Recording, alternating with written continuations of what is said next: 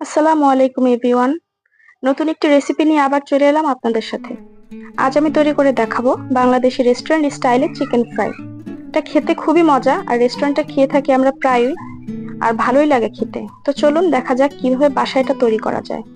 আমার এটার কালারটা দেখতে একটু ডিপ হয়েছে, হয়তোবা ক্যামেরার কারণে, আসলে সামনে থেকে দেখতে এতটা ডিপ হয়নি। তো আমি এখানে নিয়ে নিচ্ছি 4টি চিকেনের লেগ পিস। তো এটাকে আমি কাঁটা চামচ দিয়ে একটু ফুটো করে নিচ্ছি, যেন ভিতরে মশলাটা ভালোভাবে ঢুকে যায় আর খেতে ভালো লাগে।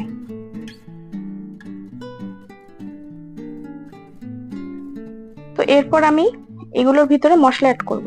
আমি দিচ্ছি এখানে আদা পেস্ট বা আদা বাটা হাফ টেবিল চামচ। এরপর দিচ্ছি রসুন বাটা হাফ টেবিল চামচ। তারপর দিচ্ছি সয়া সস হাফ টেবিল চামচ।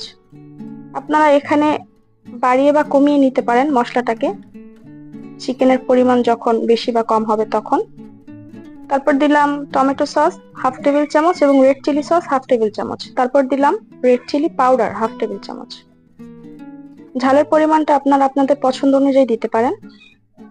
দিয়ে দিলাম ময়দা 1/3 কাপ।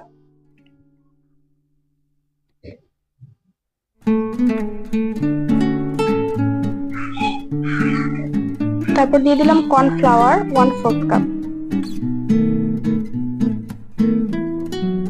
এরপর দিয়ে দিচ্ছি এখানে একটা ডিম।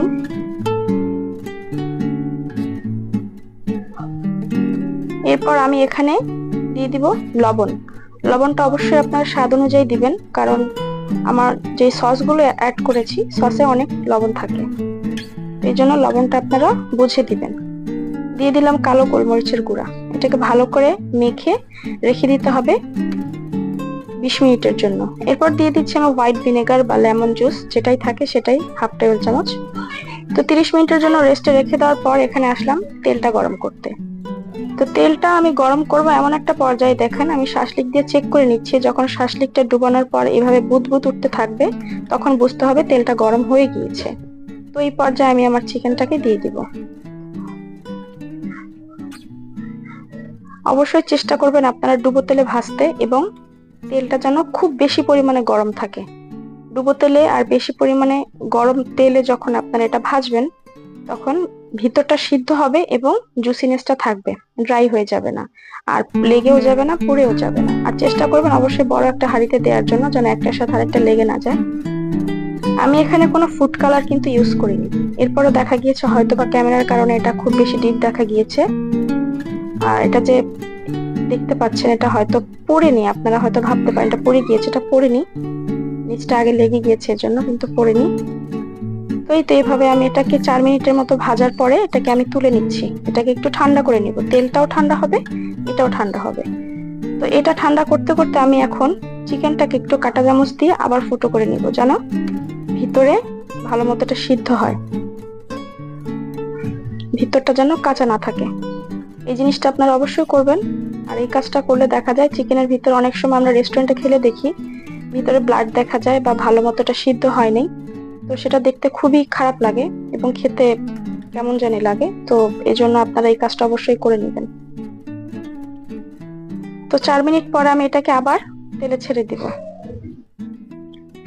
4 মিনিট পর এটাকে তেলে আবার ফ্রাই করে নিব। এই পর্যায়ে দেখেন তেলটা একটু ঠান্ডা অবস্থায় আছে, বেশি বলক করছে না, হালকা বলক করছে। তো এই পর্যায়ে আমি এটাকে আবার 4 মিনিট ভাজবো। আসলে আমার এখানে সময় লেগেছে প্রায় 4 মিনিট 4 মিনিট 4 মিনিট করে। আমি 4 মিনিট ফার্স্টে ভেজেছি, তারপর 4 মিনিট ঠান্ডা করেছি, আবার 4 মিনিট ফ্রাই করে নিয়েছি। তাহলে আমার টোটাল 12 মিনিট লেগেছে এটা কাজটা করতে। আপনারা চিকেনের পরিমাণ বেশি বা কম হলে পরিমাণটা আর একটু বাড়িয়ে নেবেন, সময়টা আর একটু বেশি লাগবে। তো এই তো আমার 4 মিনিট হয়ে গিয়েছে, আমি চিকেনটাকে এবার তুলে নিব এবং এটাকে সার্ভ করে নিব। এভাবে খুব সহজে আপনারা বাসায় এটাকে তৈরি করে খেতে পারেন। আর পরিমাণটা আমি একটু বেশি দিয়েছি, যেহেতু এটা স্পাইসি চিকেন, আপনারা চাইলে একটু কমিয়ে দিতে পারেন। আর বাচ্চাদের ক্ষেত্রে এটা কমিয়ে দেওয়াই ভালো।